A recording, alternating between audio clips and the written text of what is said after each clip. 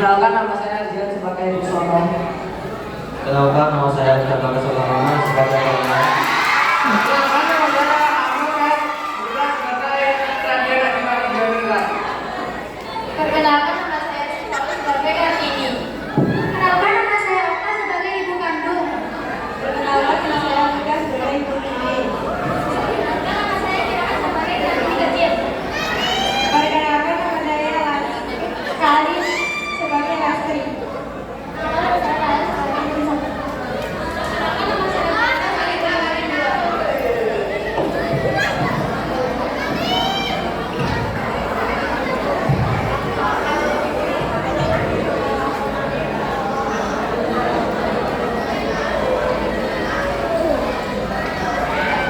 Hadirin yang berbahagia, siapa yang tidak kenal Raden Ajeng Kartini? Ia adalah pahlawan besar yang gigih memperjuangkan hak dan pendidikan bagi kaum wanita. Namun, tahukah kalian bagaimana perjuangan beliau melawan adat yang baku? Bagaimana air mata dan semangat yang membara di dalam hatinya? Kini, saatnya kalian menyaksikan kisah perjalanan hidup Raden Ajeng Kartini.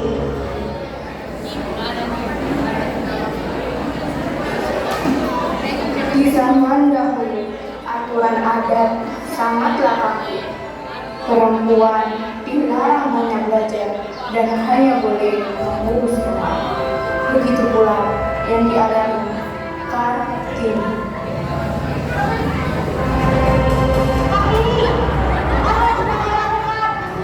Kenapa begitu materi denganmu? Bu, Kartini hanya ingin belajar. Ada banyak hal menarik di buku ini yang belum Kartini ketahui. Belajar apa? Oh ini perempuan, tugasmu jadi jago, menenun dan mengurus rumah tangga. Bukan membaca buku macam ini. Tapi Bu, mengapa laki-laki tidak bersemangat dan belajar banyak hal? Sedangkan perempuan hanya boleh diam di rumah. Kami juga ingin bisa membaca, menulis, dan mengerti dunia. Sudah, cukup. Itu sudah aturan adat. Jangan banyak menuntut. Perempuan itu kodratnya menuruti apa kata orang tua dan suami. Jangan sok pintar. Jadi jangan lupa ibu benar, kita menghormati adat yang benar. Iya Jin, jangan bermasalah. Nanti papa marah kalau tahu kamu berontak. Ini bukan memberontak, ini soal hak kami untuk tahu. Kalau kami bodoh, bagaimana bangsa ini bisa maju? Cukup. Simpan buku itu sekarang juga. Atau akan dibakar. Kau harus tahu diri Kartini. Kau ini perempuan bangsawan, bukan orang biasa. Kelarangan itu membuat Kartini teringat akan masa lalu saat ia masih kecil dan hidup bahagia bersama keluarga tercinta.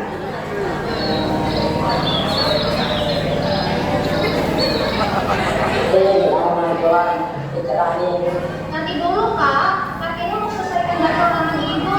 Isinya sudah lewat banget. Wah, anak bapak sudah pintar ya. Iya Romo, berarti juga bisa. Tapi ingin tahu ya. Anakku yang pintar, jangan terlalu capek ya. Nanti matanya sakit. Bu, kenapa Kartini beli saja? Kami juga mau. Sayang dong, anak ibu memang harus pintar. Tapi ingat, ibu itu bukan cuma buat kamu, tapi berguna bagi orang lain. Betul kata ibumu nak, jadilah anak yang cerdas, tapi tetap rendah hati dan berbakti. Bapak bangga punya anak yang semangat belajar seperti kalian. Iya Romo, ibu, Kartini janji akan belajar supaya kelak bisa berguna. Namun, kebahagiaan itu berubah saat ayahnya menikah lagi. Kehadiran yang baru mengubah seluruh suasana rumah. Anak-anak, marilah ada yang ingin Bapak perkenalkan. Ini ada yang ingin boleh kali ini beliau akan tinggal bersama kita dan menjadi ibu bagi kalian semua. Ibu baru. Karena kalian harus tetap patuh dan hormat kepada ibu baru kalian, sama seperti ibu kandung sendiri. Baiklah,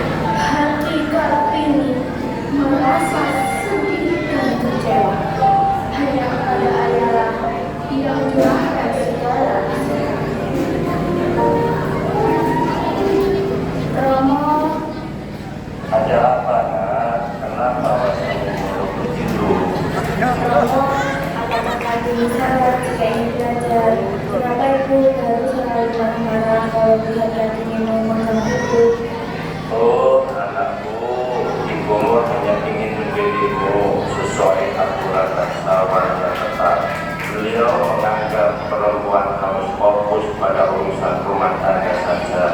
Tapi Romo, Kartini juga ingin tahu tentang dunia luar.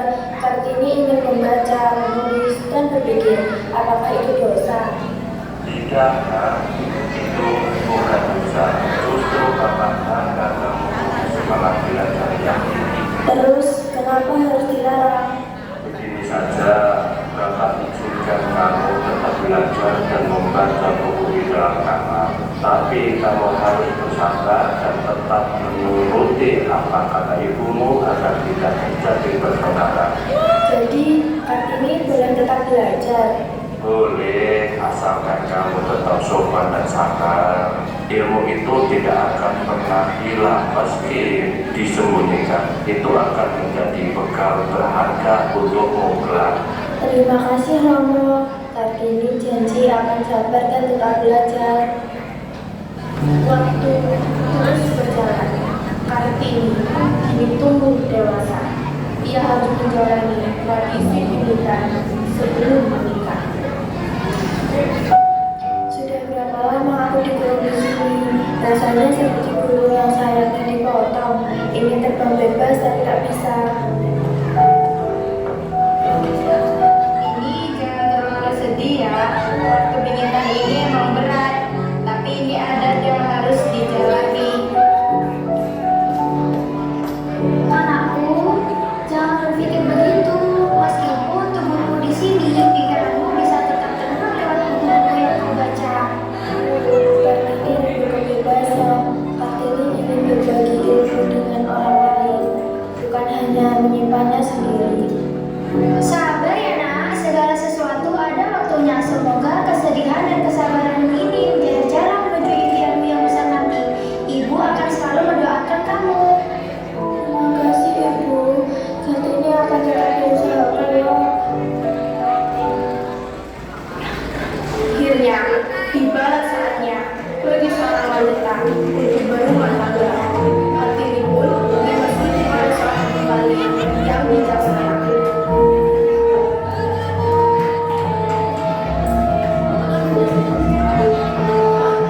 Kartini, hari ini adalah hari pernikahanmu dengan Bapak.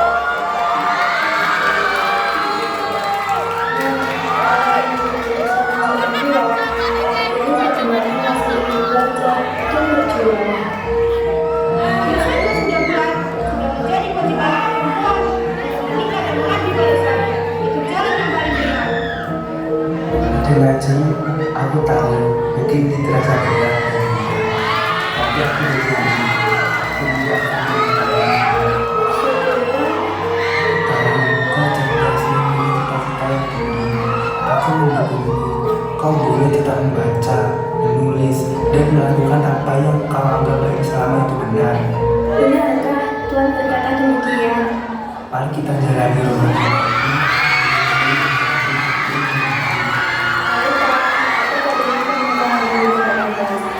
Terima kasih telah mengerti aku.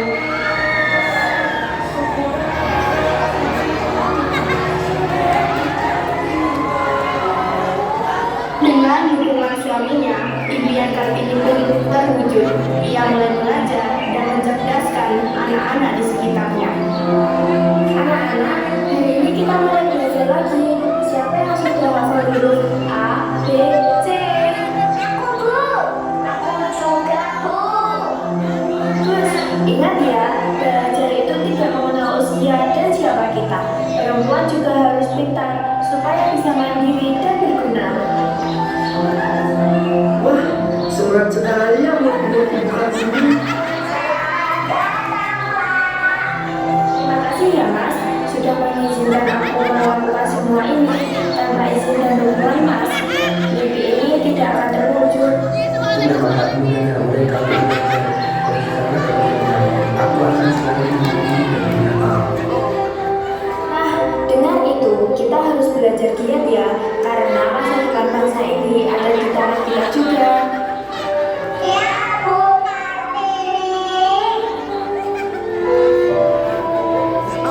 Hadirin sekalian, demikianlah kisah perjuangan Raden Ajeng Kartini dari seorang gadis yang terkurung oleh adat menjadi pelita yang menerangi jalan bagi kaum wanita. wanita. Beliau mengajarkan kita bahwa ilmu tidak memandang gender dan mimpi besar bisa terwujud asalkan kita tak pernah lelah berjuang. Semoga semangat juang beliau tetap hidup di dada kita semua. Mari kita lanjutkan cita-citanya dengan belajar dan berkarya.